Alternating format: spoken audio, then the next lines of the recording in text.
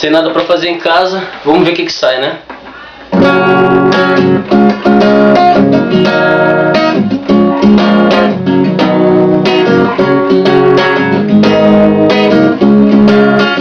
Estava satisfeito só em ser teu amigo, mas que será que aconteceu comigo? Aonde foi que eu errei?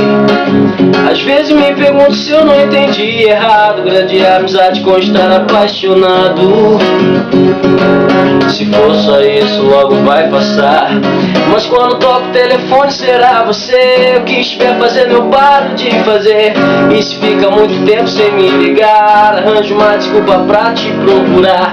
Que tolo, mas eu não consigo evitar, porque eu só vivo pensando em você. É sem querer, você não sai da minha cabeça mais. Eu só vivo acordado a sonhar, imaginar nós dois, vezes pensar um sonho impossível, uma ilusão terrível. Será? Eu já pedi tanto em oração que as portas do seu coração se abrissem pra eu te conquistar, mas que seja feita a vontade de Deus. Se Ele quiser, então não importa quando, onde, quando eu vou ter teu coração. Yeah, yeah.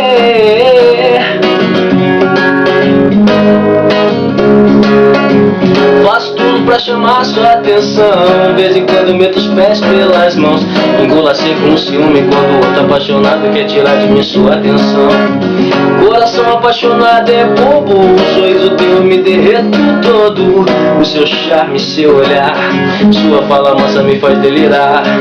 Mas quando a coisa aconteceu e foi ditar, a qualquer mínimo detalhe era pista. Coisas que ficaram para trás, coisas que você nem lembra mais. Mas eu guardo tudo aqui no meu peito.